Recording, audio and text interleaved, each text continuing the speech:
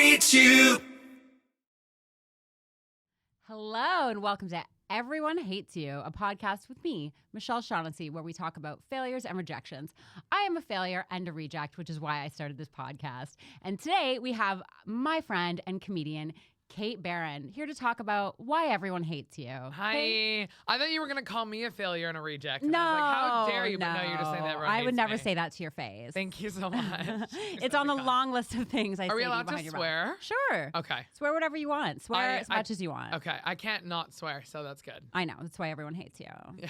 I think everyone likes it. Do you know that when you swear, it's a higher sign of intelligence? No, it's not. It is. I don't believe No, there you. have literally been TikTok studies done about it. Then why are you such a dumb bitch? Well, that's a different situation. But I'm the smartest dumb person. Okay, I'll give you that. Thank You you. are a lot smarter than I thought you were going to be. Thank you. I know. Give me more compliments. I please. know. Like when we first, okay, so Kate and I, we You gonna kind tell of everyone our met. dirty little secret? Yeah, I am. Okay. We kind of met in Toronto. Not really, because you were But we met. bitch. I was and- not a bitch. No. I don't met even you actually once, remember meeting and you in Toronto. fangirled over me, and it made me No, feel I really fucking good. did yes, not. you did. In the Green Room at Comedy Bar, I was like, oh my God, I hear you moving to England. And you were like, oh my God, I'm so happy to be on a show with you. You're so funny. And I was like, wow, this girl's so nice.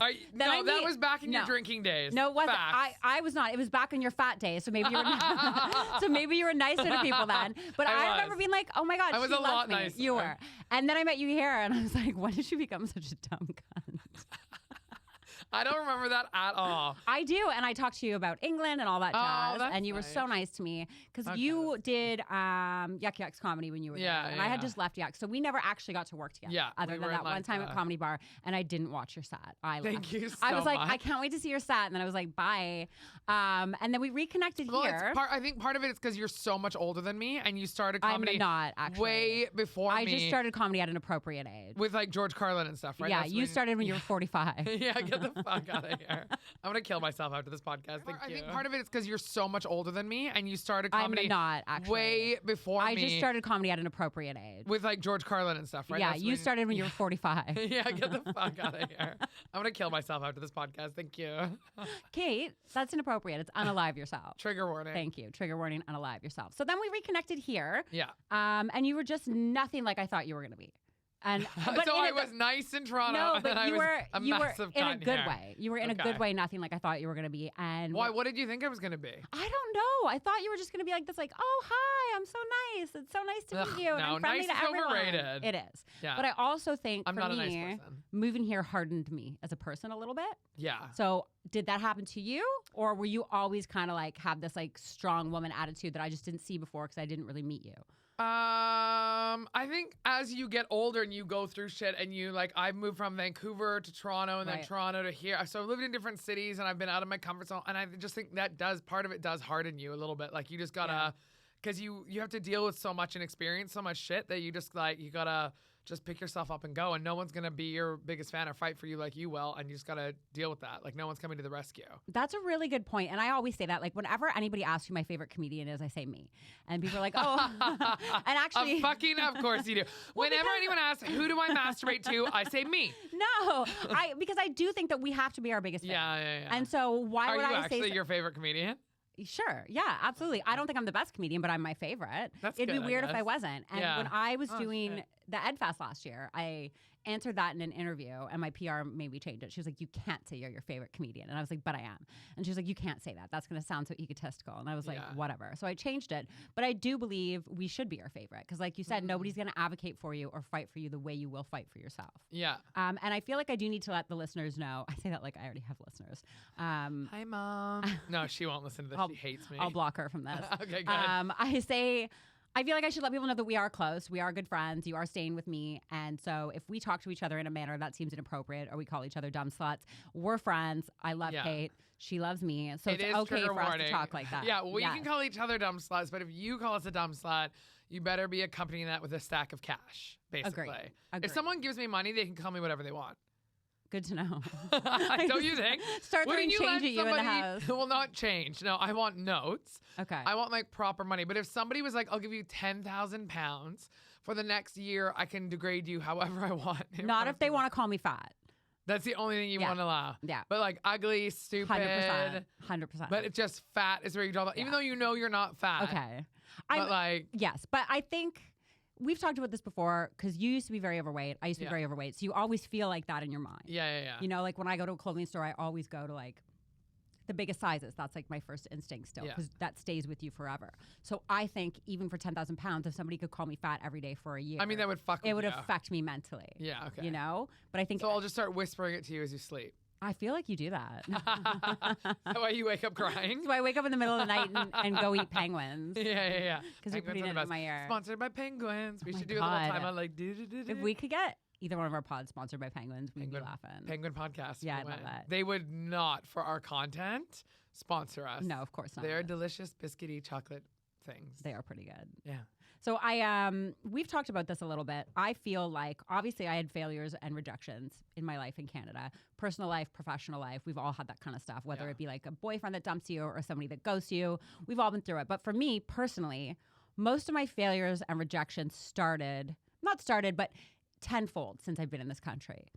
And I found that kind of hard to deal with because not only am I starting over in a new town, not only do I not have a lot of friends here yet, but that on top of the constant rejection, whether it be applying to an agency or trying to get in with a specific club, that I found really hard to deal with. Yeah. So when you came over here, did you find that as well? Or did you think that you were kind of like a bit,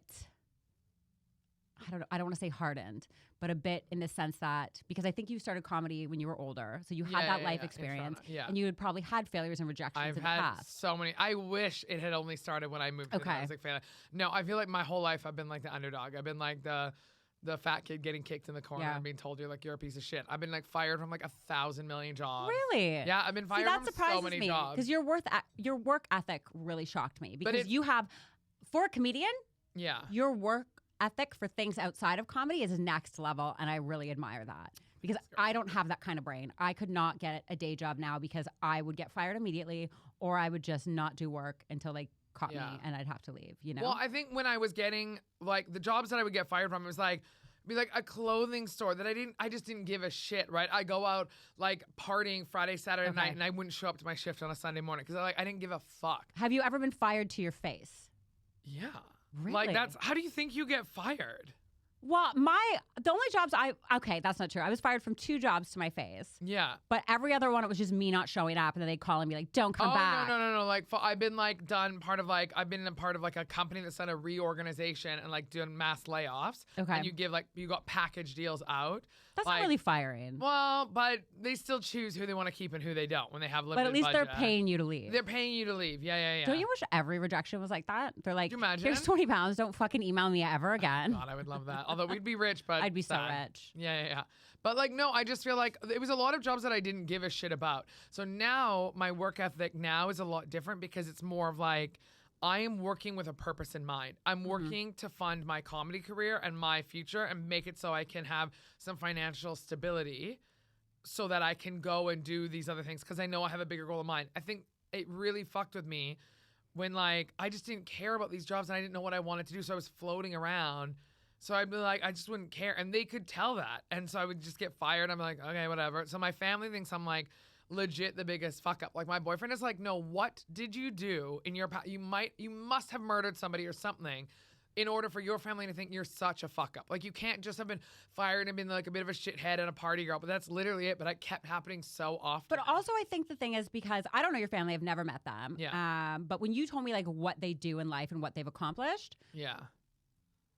I don't want to say I get where your family is coming from when they call you a failure, but that made more sense to me in the sense that your siblings have full careers. Yeah, they're full all very careers. hardworking. They're very high up. So I guess that made more sense to me when you were like, "Oh, my family thinks I'm a failure." Yeah. Because for me, I don't think of you like that, and you don't come off like that. Like it's not like you're living on the street or you have a drug problem or anything like that. Not anymore. Not anymore. Not as fun as it used to be. I used to really have a fun drug problem. Yeah. But I think once I learned more about your family life and the type of jobs that your siblings have, I kind of understood why your family has those expectations of you and why from the outside world, they would look at, well, what do you mean you're like working in a comedy club for 100 pounds, you know? Yeah. They think it's, I mean, they're supportive, but they think it's a crazy career. Of course. It is. And like, I had to, even though I was like a full grown ass adult, when I made the move even to Toronto, it was a whole thing. And then when I was going to make the move over here, specifically for comedy, I was like, okay, I cannot tell my family because we're super tight.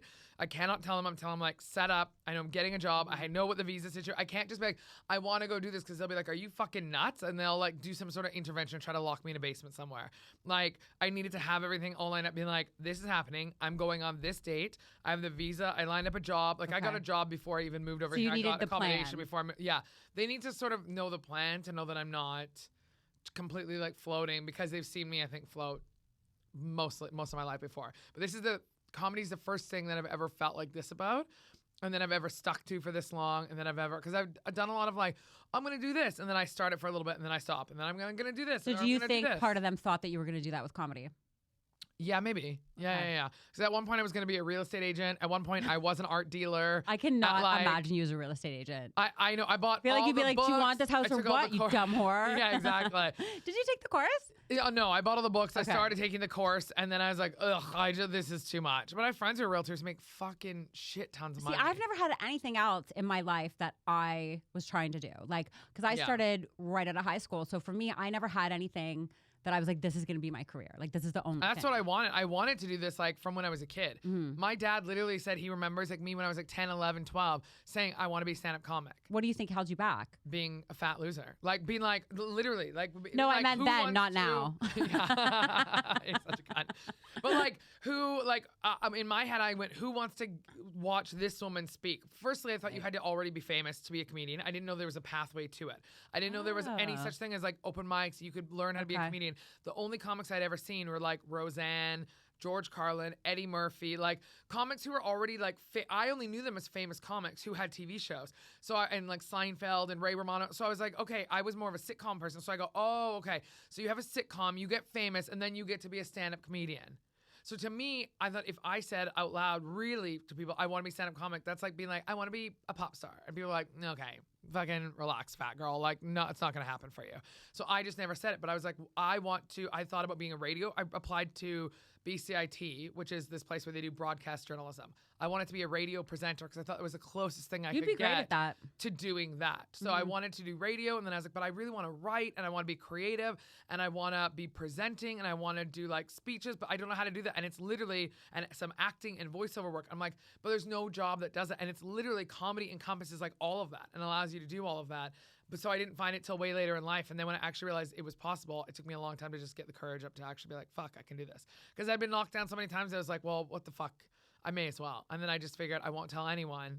And if I fail at this, then it'll just be my dirty little secret. I love that. Good for you. Has there been like a specific rejection or failure that you think kind of shaped you as a person? Like, is there something looking back, even if it has to do with like being in school or like being rejected by a boy or something that you look back on and you're like, wow, that moment really made me jaded in life? I'm honestly, there's a lot. Okay. I literally have too many to like count. Romantically, a billion of them. One of the things, not getting into the BCIT for broadcast journalism and not being able to do that, I was heartbroken over. I was heartbroken not being able to do that. Did they tell you why? Or was it just like a general? It's like a college rejection, right? They just go, no. Okay. And I had done like this like work apprenticey thing and gone there and visited them. And I was like, oh, I really want to do this. I think this would be really cool. And then it didn't happen, and I was completely lost. So I went to college, and I started studying like philosophy and art history and psychology and doing all this shit. And I went to 3 different colleges over 5 years and did like a million different things, and I did not graduate with a degree. Were you kind of hoping when you were doing a million different things that one of them would just click and you'd be like, this is what I'm supposed to do? I thought one would click, but it didn't, and all I ended up doing was wasting money and getting in debt, and I was like, I don't know what I want to do. So again, that's another thing where my family went, okay, here we go. Okay. Like jumping from job to job and course to course and school to school, and I was just like, I still don't know what I fucking want to do. And in the back of my head, I'm like, all I want to do is really do comedy. But I still didn't do comedy then for another 10 years after that. That's crazy. Yeah. I think it's like part of me is like, I don't know if jealous is the word, but part of me is always... jealous of me? No. No, but part of me wishes I started comedy when I had more life experience. Right. Because I do think for the first 7 to 10 years of my career, it wasn't bad. I was working for Yucks. I was working as a pro comic. But now that I'm older and I see kids on stage, adults don't want to hear what you have to say. No. When you're up there and you're 21, 22 and you're like, this is my life experience, people are like, all right, kid, you don't know what you're talking about. But then once I got into my 30s, a lot of the bits that I tried to do in my 20s, I could do when I was older because people would listen to you as an adult. Yeah. So part of me looks back on and wonder what my life would be like if I got that life experience before I started comedy, because I don't know an adult life outside of comedy. Right. And I do think that kind of like affected me as a person a little bit, because it's not the best business we work in. We're not working with the kindest people. No. We're not working in always the safe environments. No. So I do think it really shapes you. And I think the one thing that I like about you is like people don't try to mess with you, I think, the way they do with the younger comedians. Yeah, I'm just more of like a grown up, and I just don't have time for that. And I think I literally don't have time for that. Like, not only do I just not want to deal with it, but I'm like, I'm busy, I work, I have like friends. Most of my friends are not comedians, and that helps give me good perspective on the industry too. I think that's where I struggle. Getting caught up in the bullshit. I've been like, okay, this isn't fucking real life. See, because I don't have a lot of friends outside of comedy because of that. Yeah. Because it's hard to make friends outside of comedy when their hours are fucking weird. Exactly. Like, everyone works 9 to 5, and then you're at the clubs at night. And I'd had a few friends along the way, and they would come to shows and whatever. But eventually they get sick of that, and they're like, well, if we're gonna hang out at night, I don't always want to be at a show. And I'm like, well, that's where I need to be. Yeah. So it's hard to keep those friendships, and I really admire people who did start later in life because they have a friend base outside of that. And you have more friends than anyone I know. You're always at a wedding. Someone's always having a baby. You're always a bridesmaid. Like, it's insane to me. I know. But I will say it is hard having established friendships, and they knew me as like one person who had like a sort of a regular jobs and that kind of stuff, and like officey jobs, and now going to be like, well, I just simply cannot hang out on Wednesday, Thursday, Friday, Saturday nights. I can't do dinner parties. I can't go to birthday parties those nights. I can't do those things. Yes, I will take off for a wedding or something like that, but I can't do that. And I've had friends be like, you are working all the time. And I'm like, well, I need to. Like, you have to get it while the getting's good. And if someone's offering you money to perform, not only do you need that stage time and that exposure and all of that to meet comics and be booking at these places, but it does turn you into a bit of a bad friend. Like, you do need to become selfish, and you do need to be a bit of a bad friend. And it has been weird, and it has strained relationships. And I will say, I've lost some friendships after starting comedy because they just don't want to deal with that. It's hard, too, because they don't get it. Like, I'm sure you've had this where your family or friends will be like, oh, have you thought of doing a Netflix special? And you're like, oh my God, you should talk to Netflix. Yeah. Oh, should I? Really? Thank you so much. I remember my mom said that talk to once. a plastic surgeon, you fucking cunt. Hey, I do. Okay, I don't direct that at me. I remember one time my mom was like, you should get a show on the CBC. That's our big network in Canada. And I was like, that's not how it works. And she's like, you should just show up there and not leave till they give you a chance. I'm like, Mom, I will get arrested. It's like my dad used to be like, just show up with your resume. Yes. Like, and he used go knock on the door. Like, that's not how it fucking works. People just hire their friends. Such a boomer thing. When my brother was a teenager, my dad was screaming at him to get a job, made him print out like 50 resumes, drove him to Annis's Island, which is like this, like, my brother is this very camp gay man, and it's like an industrial park area, and he made him go, he's like, you got to go there. And he made him, like, wanted him to go place to place to place to apply for jobs in like their mills, like sweeping on the shop floors and shit like that. And my brother was like, I don't want to do this. So he's like, I'll go do it. So he jumped in the minivan, grabbed all his resumes, went to McDonald's, ordered a bunch of food, threw them all in the trash, and just like ate at McDonald's. And we were like, I never got a job.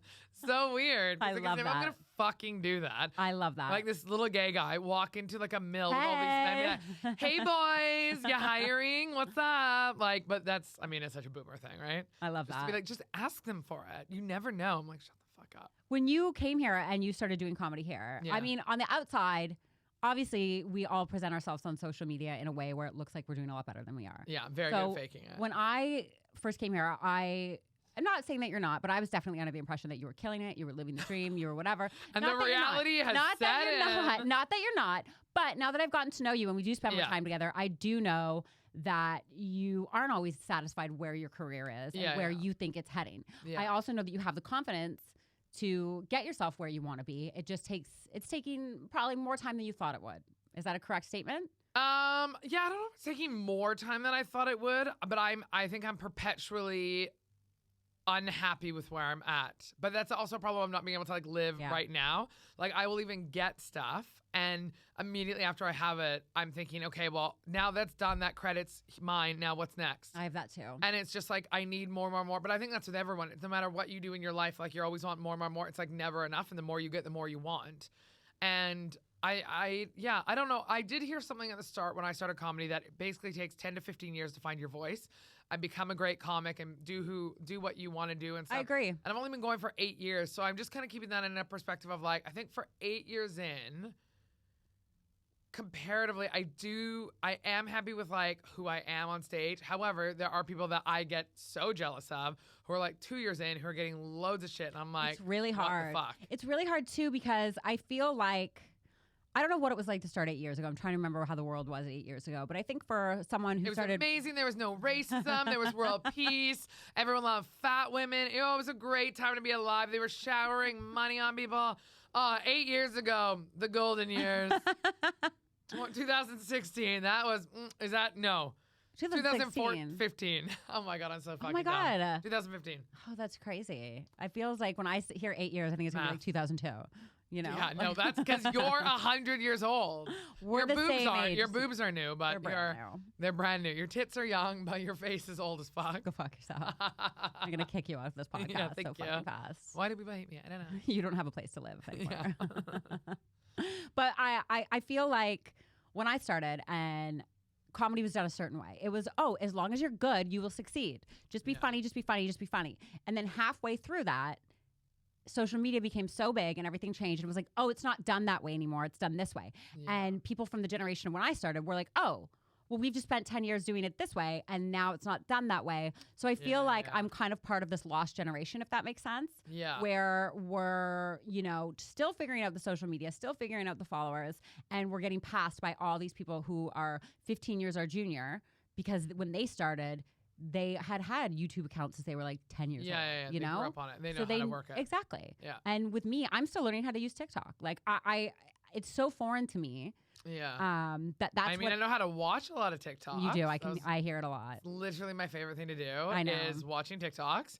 But also in this country specifically, there's more nepotism in this country than I've ever seen before in my life. Well, I think there's a lot of nepotism in America. In America, but in Canada, we don't have anything. We don't have the industry, so there's nobody not a lot of to have nepotism babies. for, right? Like we don't have the industry for that. Yeah. So I think it's new to us here because there is opportunity here. Yeah. So you do see people getting it who maybe we don't think are ready, or maybe we think they got it because of who their parents are, or who they've worked with, and that kind of stuff. Do you want to name names? Or I do, but I'll wait till after. So I do think that was a bit of a shock to me coming here. Yeah. Where you look and you're like, this person got this because of that. And you're like, oh. Yeah.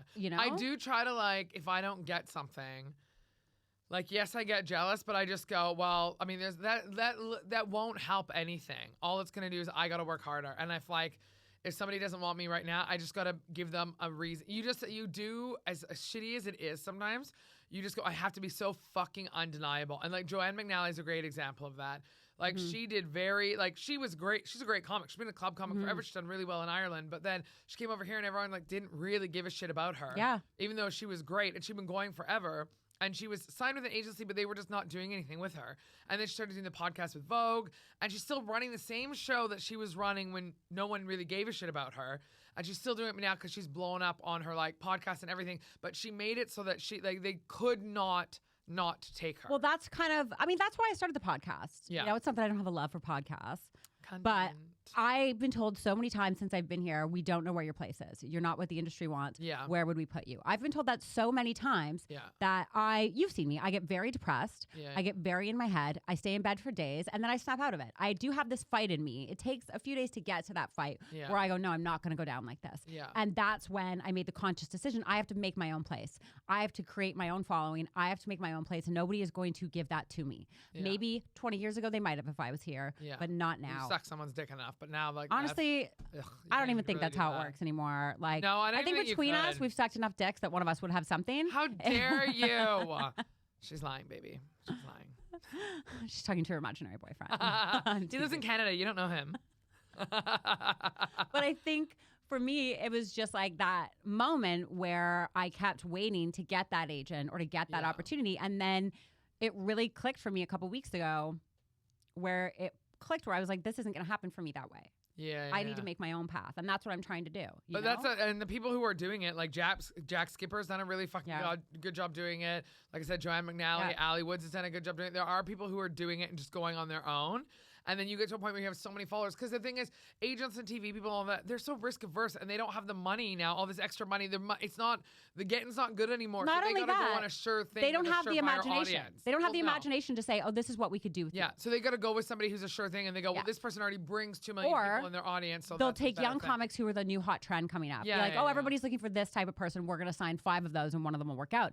Yeah. And the more I think about that, obviously it upsets me that I don't fit into any of those boxes that people are looking for. Yeah. But at the same time, I don't fault them in the sense that their job is to make money. Their job is to make money for themselves. At the end of the day, they don't care about you. Not that they don't like their clients, but they care about the money. Because and they don't care about you, though. No. They really don't. Like, let's be real. It's a job. Their job is to make money. We don't need to say who, but there was just an agency who brutally and coldly just fucking axed a bunch of their people who had long-standing relationships, and they didn't give a fuck. Yeah. And that's just how it is in this industry. Like, people thought you're friends. So you say that, and then you I get know I axed. should be like, that's awful, but in my head, I'm like, oh, who is it? Maybe there's room for me now, you know? Well, because it is a business. Yeah, this is the industry. This is just what it is. So when you Somebody else's moved here, pain is your opportunity. you moved here, you got spots. Yeah. So you did the Gong Show at the Comedy Store before you moved here, and you won that, right? Yeah. So when you won that, was there a part of you that was like, did you know that you were going to move to England at that time, or were you just here on vacation? It was that trip that I decided to move. So I was thinking about moving to the States. Honestly, I'm so glad that we both ended up here and not in the States, because Yeah, I think the rejection that we experience here would be tenfold in America.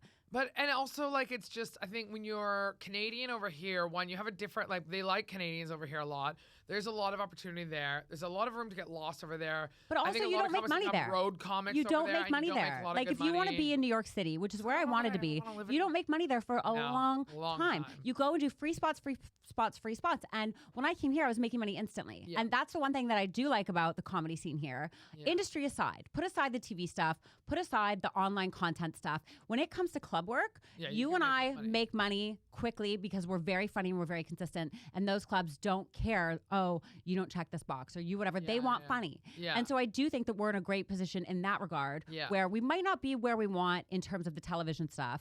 But I think in terms of club comedy, there's a lot of younger comics, or even comics that have been going longer than us, that would kill to be in with the clubs that we're in. So I try to remind myself of that and stay positive. But obviously the failures still do get to me. So you came here, you won the Gong Show, and that was like your aha moment. Like, this is where I need to be. Yeah, so I was looking at moving down to the States. I started looking, because I was just in Canada, I just felt like I could see everyone hit a ceiling, right? Like, I could see everyone just go, at some point you need to move to the States or move here. So I started talking to an immigration attorney about moving to the States.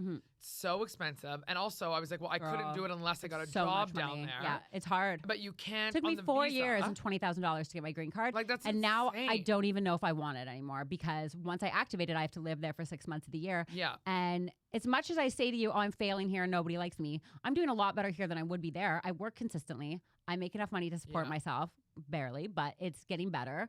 So I think in America, it would just be starting over all over again. And it would take me 4 years to be able to make the money that I can make here. Yeah, but you also have a green card, so that enables you to work there. So the only one that I would be capable of You'd is have to get a sponsorship, visa. Right? No, performer. So you're not allowed to write? No. You can't do writing jobs? It would have you to can't be, even get a day job. No, so it would have to be just for that one niche. I would have to do free gigs and then work as like a barista Girl, under the table or something like that, or suck dick. Yeah, and whatever. under the table. And then I was like, this is crazy. Well, you always suck dick under the tables. Where do you suck it? On the table? And I came over here. I gigged at like the Stand in Edinburgh. I did the Gong. I did Angel Comedy. I did a few, and I was like, fuck, they love comedy here. And I just never seen, because Canada just doesn't have it, I'd never seen a place with this such like a thriving comedy scene with huge audiences. Same. Just like craved comedy and grew up with it. And I was like, holy shit. And then I learned about the ancestry visa that I was eligible. I'm like, wait, so I could move over here. I could get a job. The comedy scene is amazing here. And I could make money doing it. But plus I could like financially support myself. Like, what? Also, math is mathin'. Yeah, I agree with that. Like, I'm on the ancestry visa too, and it was so much easier than it was to do the American thing. Yeah. And I also feel like here, the one thing that I love is that we're working with like legit famous people on a regular basis. That wouldn't happen. Even though I don't know who they are, but like I just embarrass myself. It took me a bit too to kind of get to know who the people were, and then you're like, oh, we're like side by side with some of the best comedians in the country, working with them on a regular basis. And I don't think that would happen in America unless Jerry Seinfeld drops in to do a spot. But then we're probably gonna get bumped for that spot anyway, you know. So I do think you can become a better comedian here because you're surrounded by great comedians. Yeah, and I think the way that you kind of came here and just made a name for yourself was really inspiring. Like when I told people I was thinking of moving here, so many people were like, Kate Barron's crushing it. Kate Barron's crushing it. Kate Barron's crushing it. And I was like, how? Like I was. Who? That fat bitch I met in the green room who kissed my ass a few years ago? Fuck that guy. Yeah, exactly. No, but I saw that and I really admired it. Like, and I think Thanks, girl. I'm gonna let them in on our little secret here. So I do. Sometimes I've kind of been on your case for getting uppity about comics that you don't think are great. You're like, I'm a this hater. person sucks. Oh, This yeah, I'm a person hater. sucks. I'm a They're hater. a waste of space. They shouldn't be on the show. I'm And a I hater. said to you, you know what? There's people that look at us like that. Maybe they've seen us have a bad set, or maybe they saw us when we were brand new. Yeah. So I don't let her say that hate about new comics anymore. And now we say they're reaching for the stars. Yeah. So whenever Which is we the think, same thing as saying you're a fucking loser. so whenever we think anyone's bad, she'll text me and be like, so-and-so's on the show. I'll be like, how did they do? And she'll be like, they're reaching for the stars. And I was like, good for them. So that's Yeah. like our secret way of being like, oh my God. So if they you suck. ever hear us say that about you, Ugh. But there's probably people sitting at home right now being like, Kate and Michelle, star reachers. maybe, but they'd be wrong. So failures in terms of the country. Yeah. Is there one or two that you can pinpoint here that either was an unexpected failure or something that you didn't get that you wanted that really kind of hurt? I mean, I don't know if it's like a Or a rejection. yeah, I mean, the agent thing is tough It's here. so tough. It is tough here getting rejected constantly for agents. And then I was with somebody, now I'm not with them. I counted my rejection emails yesterday, Oh, and I'm up to why 17. do you do that shit to yourself? I'm up to 17 agent rejections. See, this is where my we both have ADD, but you take meds for it, so then you go back and count them. I raw dog my ADHD, so I get distracted. You and raw dog a lot of things. I girl. know, but I don't count the rejection emails. I do. Because I just go, I get mad and then I'm like, oh, whatever. And then I like forget about it. And then I forget somebody like exists. Well, I'm sort going of to make thing. them into a compilation video. Like, Oh I'm going to my black out the God. names and stuff and make a funny video for my hell. next friend show. That is actually funny. I think it's really funny. I'm going to well, own it. The biggest thing for me was just like, I think like, yeah, I had a hard time here with like making friends and like, But you're so nice. I am so nice. For like, and like a love life here and stuff like that. And just like finding it to be home. And then, cause I was here for 1 year, I was gigging like crazy. I was working like crazy the first year I was here. I was doing like 12 shows a week on my first year here, just to try to like get my name out there and get people to know who I am. And then just COVID happened. I will say this. Like it was fucking, that was the worst thing. One thing I'm so grateful to you for is I didn't work as hard as I should have until you started staying with me. I was very focused on getting an agent, getting into the TV side, getting into that stuff. I would do the store, I would do club weekends like that. But in terms of hustling during the week, Yeah. I didn't do that because I was like, I came from a life where, and I know we talked about this a little bit on your podcast, where I didn't really have to do that in Canada anymore because everyone knew who I was. So nobody Yeah. would dare ask me to do a free spot on a Tuesday, you know? Yeah. But then I saw how hard you were hustling here. And I was like, I got to do that. And you saw, I went from doing like maybe Yeah. just weekends to doing a show every single night, sometimes Yeah. 3, 4, 5. Yeah. I never did that until you. And you really inspired me to do that. And you really I helped thought this me. was supposed to be about how everyone hates me, not how much you love me and want to lick my asshole. I'm getting to it. No, but you really did help me get that fire and love back for comedy because I lost it. I lost it here. I got really sick of it. I Yeah. felt like it was hopeless for me Yeah. because I was so focused on getting that representation. And I think when I saw how hard you were working and how everybody knew who you were and everybody would say your name anytime I said I'm Canadian, everyone was like, you know, Kate Barron, you know, Kate Barron. And I was like, wow, there is a world outside of Yeah. the industry Yeah. that I need to tap into. And you really helped me do that. And I'm very grateful for that because I was not a hustler before. I spent the first decade of my career hustling. And I think when I came here, I thought I could just ride on the wave that I had in Canada. Right, And I yeah, didn't yeah. have to have that hustle anymore. And you've brought that back into me. And I do appreciate that. I mean, that being said, yeah. we're both disgusting failures and everyone hates us. That is true. But Everyone does at do least that. we're making money. Yeah, I mean, I just have to be a hustler for the sake of it's a survive or die. Like it is just like a keep up or get dragged kind of a thing. Like I need to. Do you ever have moments where you think if I'm not at a certain point by a certain time in my life, I will give up or I am a failure? Do you ever have those? I used to, but I don't anymore. I used to Okay. really think like that. Mine too. Really And now I'm past that pre-COVID. age. Like yeah, exactly. I like to say I'm in the 15th year of my 5-year plan.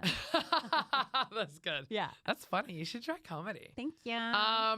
Like, no, I think I used to be like that, but I really shifted my whole mindset through COVID and I got therapy and I did loads of shit. I went through all like the transformation shit. I like really tried to assess and also why I was putting so much of my self and self-worth into comedy as well.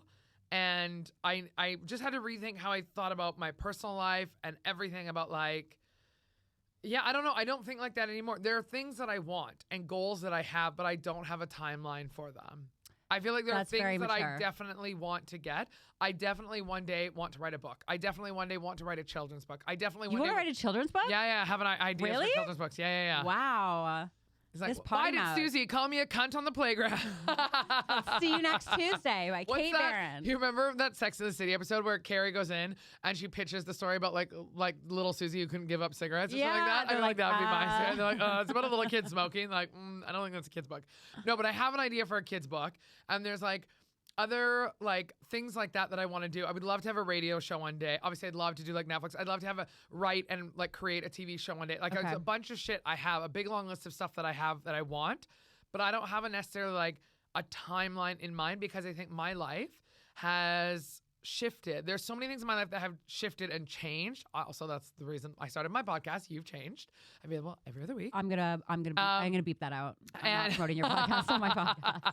But like there's so many things that have changed my path that now I just go like I don't fucking know where I'm gonna be in a few years from now. I don't have goals that I need to meet. They have to be by this deadline. Because what if like and I really learned this with my Edinburgh show. I had a whole Edinburgh show ready to go. Like it had been previewed. It was ready to go in 2020 when COVID happened. And I was like, this is going to be the show I debut with. And COVID happened and it didn't allow me to do that. And I was so mad at the time. But then I went through all this stuff, all this transformation, all this therapy, all this shit. And then I created my new show was all a result of that. And it was such a better show because I had gone through all that shit. So it was like, if my opportunities to get a Netflix special or a TV show or write a book or whatever are delayed, but they're better as a result of it later down the road, I'm okay with that. That's a great way to look at it. And I feel like you're better at handling rejection and failure than I am. Because I literally have dealt with it my whole life. So have I. I mean, in different areas, but so have I. And I think for me, I don't know how to deal with it. I tried therapy and it was a waste.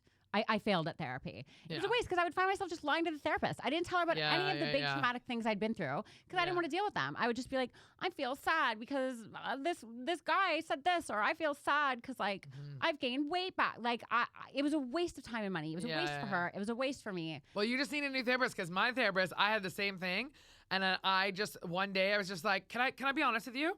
I don't think this is working. I'm not getting much out of this. And she goes, okay, can I be honest with you?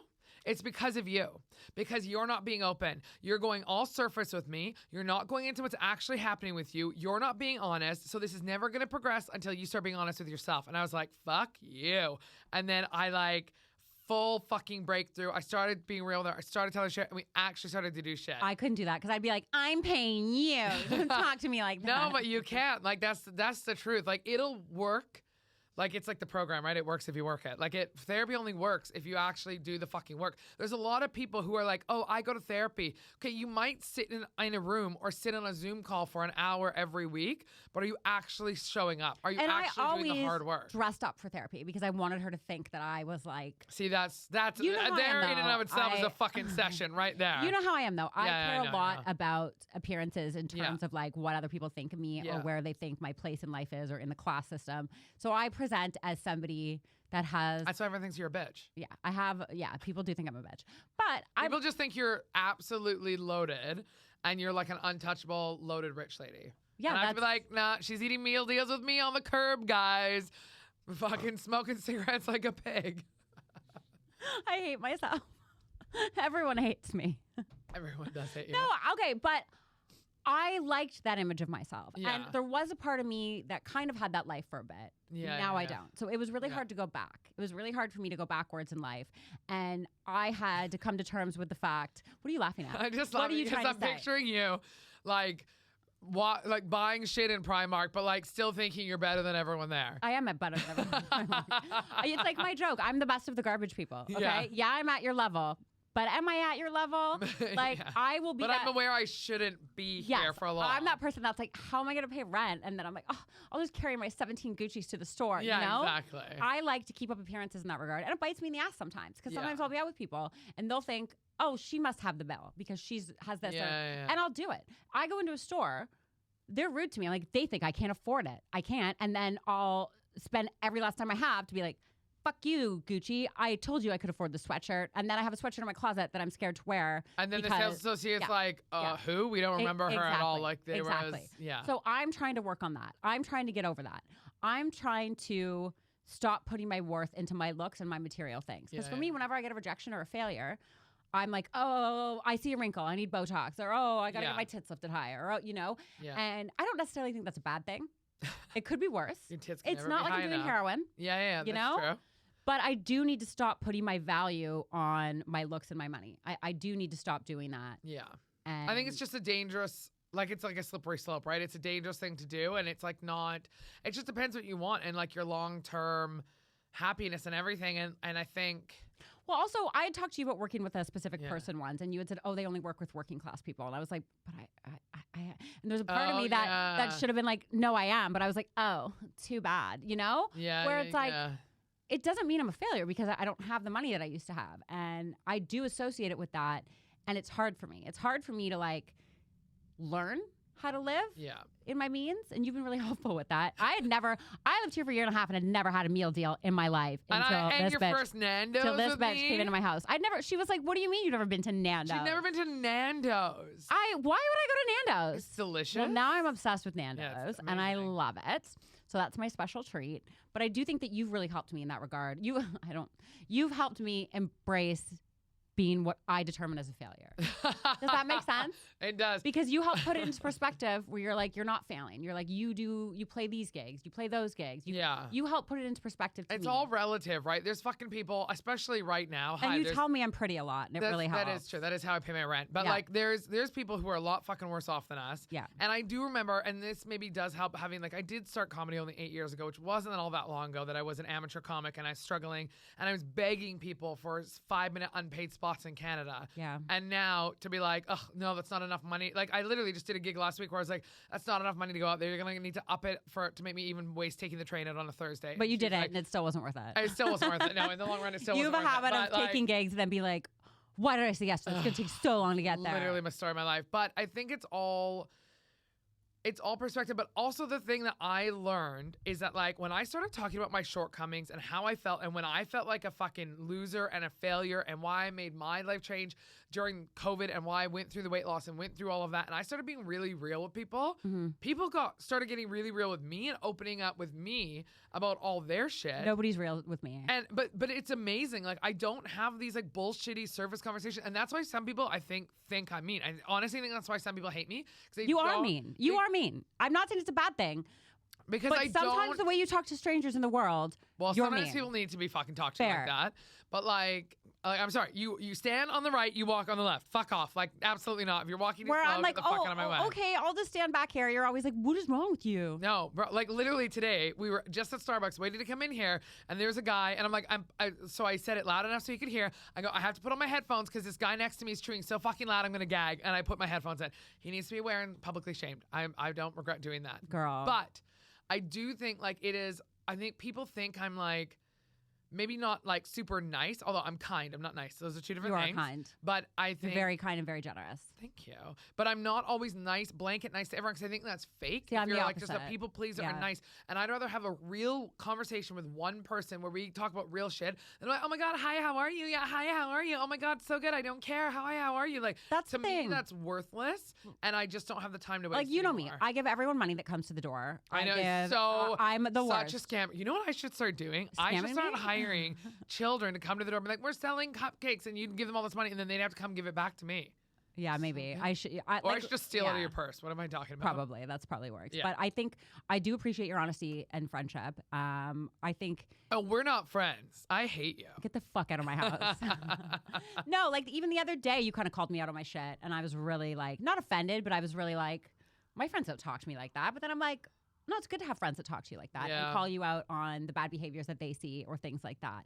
We do need to wrap this up, but I do feel like I need to say a little PSA, because off the top, I said that being called fat would be the worst thing for me. And I just want to make it clear, I have body image issues. I used to be very overweight. I grew up being teased and all that stuff. I don't judge people on their looks or on their weight. And I hope it didn't come off like that. No. I feel like I'm going to get like fat phobic comments, and I really apologize if that offended anybody. You know what I mean? You're sometimes, fine. Also, you live the life as a fat girl. You can fucking say what you want. You lived it. You don't live it anymore. But yeah, no, I don't know. I don't know what to say. I love you. I love this podcast. Thank you. I like the idea of it. I think talking about this shit and being a failure and why people hate us and all that shit, I think it's good. And I think these kind of honest conversations need to be fucking had more. Okay, so to get to the end of it here, if you woke up tomorrow and you had a million notifications online saying that everybody hated you, Kate Barron, everyone hates you, what would be the one thing off the top of your head that you could be like, that's why they hate me? Is there one thing that you think would make everybody hate you? Oh my God. I feel like there's so many reasons. There are, but just give me one. I am very opinionated. You are. And I think that rubs a lot of people the wrong way. I'm very vocal with what I think about certain things. And I used to, when I was in my 20s and in my teens, and I wanted to be a people pleaser, and I wanted to just be like, oh, like, what do you think? Oh, yeah, me too. What do you think? Oh, no, yeah, I think that too. Whatever group I was in or whatever cute boy I was talking to, I would just agree with whatever they thought. And now I much more have like, yeah, I was a total pick me because I wasn't getting picked by anyone. So I was like, someone please fucking pick me for once. And no one fucking did. And so I was like, why am I doing this? Like, I need to have my own fucking convictions and my own integrity and things that I believe in and that I won't stand for. So there's certain things I don't stand for. And I think people get their back up about that because I have very strong opinions on things. Yeah. And I don't always post it like publicly, but if you're ever willing to have a conversation with me, I think I'm pretty clear on where I stand on a lot of things. You are. And people will either like that or not like that, but I think that's probably why everyone would hate me. And why do you think everyone would hate me? Oh, girl. How much time have we got less than this? I come off like a snob, and I am aware of that. I think that's why. But I'm also an introvert, and I'm a lot shyer than people. 100%. This is why people hate you. Yeah. This is why I think people would hate you. Okay. Is because you come across, I didn't know who you were until I got to know you better one-on-one. Right. And in my head, I go, I wish I had seen her on day one versus having to break down all of these roles. But I know part of that is just being an introvert. And part of that is like, I'm very shy. Are better being one-on-one. Yeah. But I'm like, you present to somebody who's like, yeah, got it together, perfect, whatever. So then I think a lot of people go, I have all this shit, my life's a mess, whatever. Like, and they feel intimidated by you or they feel less than. Okay. Because you present yourself in such a way where you look a certain way, you have certain brands, you have certain things. And then I think people go like, I'm intimidated. She makes me feel bad about myself. Okay. But really, they wouldn't think like that if they actually knew you. No, they'd be like, girl, you need help. Yeah, facts. Like, oh my God. Well, thank you so much for coming on. I thought you were going to try to hold my hand there. This is the first app that I've ever done. I'm very excited about it. I'm kind of learning as I go. But like I said off the top, this was inspired by the fact that I feel like a failure and a loser every single day. So thank you guys so much for watching. And thank you, Kate Barron, so much for coming. I'm so excited to have you on and for inspiring me to do this podcast in the first place. Yay. Yay. Everybody hates Kate Barron. Yay. Yay. Everyone hates you.